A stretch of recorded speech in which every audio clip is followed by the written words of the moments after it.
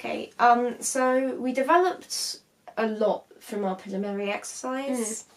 It was really useful in teaching us how, like, the basics of editing and shooting, because we'd never used the cameras or that particular editing software before. Yeah. So it also taught us about continuity, since that was mainly an exercise in continuity editing. So we had to learn about actions like doors would close between shots and characters would move. And we had to do, like, we had learnt about match on actions, which we did use in our main piece, actually. Such as when, in the first shot, when our character is walking. Yeah. We follow her through the graveyard and then close up of her from a different angle. Yeah. So we had to make sure that that fit. fit. Yeah, exactly.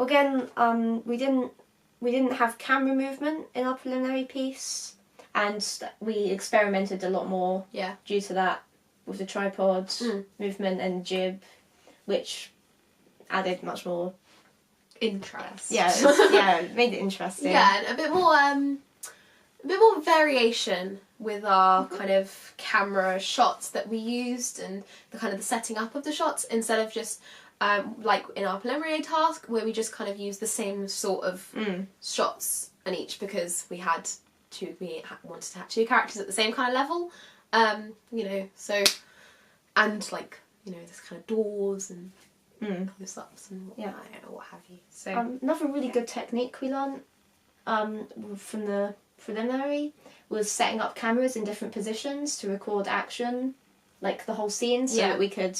It made the editing really streamlined, and it meant that we had lots of different things covered, so that we could make the creative choices later. Yeah, exactly. It made everything really easy to ensure it was all covered. Yeah.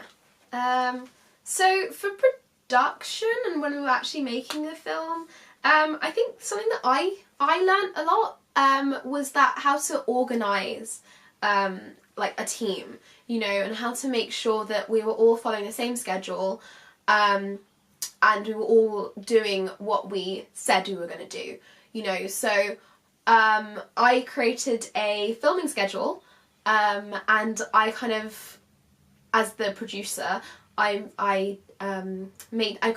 tried my hardest to make sure that everyone was following that schedule, and we were filming what we were meant to film on that day. And I think I did okay. I think we had a few problems, timings and stuff like that, and getting the characters and actors on set. That was difficult. That was hard. That was. I think mainly as well. I think also as well was that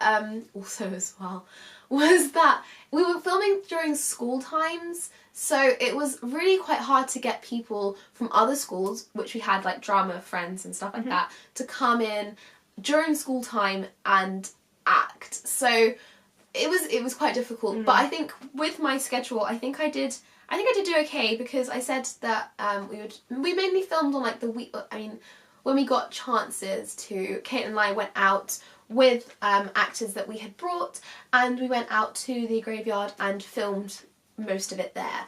So that was really, really good. I think that was one of the best decisions that we made, to be honest. That was most of our stuff that we managed to get. It's adapting. That's one thing we learned about. Yeah, exactly. We had the schedule, and it was really good to have that and follow that, but we also learned to adapt around it too. Yeah. To make sure we could get as much as possible. Yeah. Another thing that I learnt was, Caitlin was the camera person, but I did get a couple of chances. I think we were both quite flexible with saying, okay, well, can I have a go? Can I just take the camera and just frame a couple of shots? Is that okay? And we were like, yeah, sure, go ahead. So we did get some action we both got action on the camera. So it was really nice to be able to sit there and kind of look at an object and kind of shape it and make sure it looked like how you wanted it to look. Does that make sense? I think so.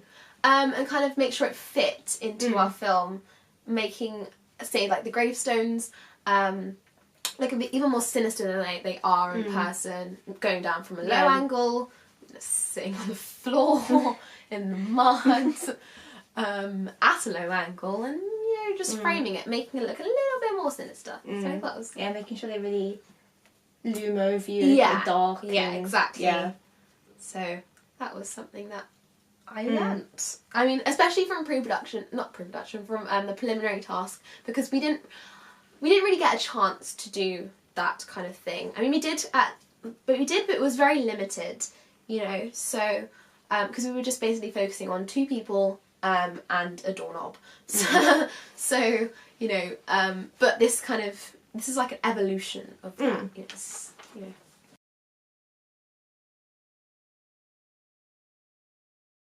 So in the preliminary piece, we did add music, but it was really just a last minute thing, just to kind of add some more atmosphere. Like it wasn't the main focus, so we really focused on that in our final piece. We really thought about what shots would go with what music. Yeah.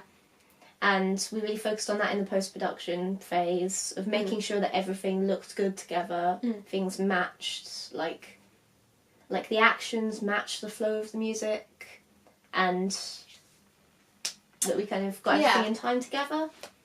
Yeah, because I think that's what I think. Personally, I think that's what a sequence is, like an opening sequence is about. Setting it up for the rest of the film.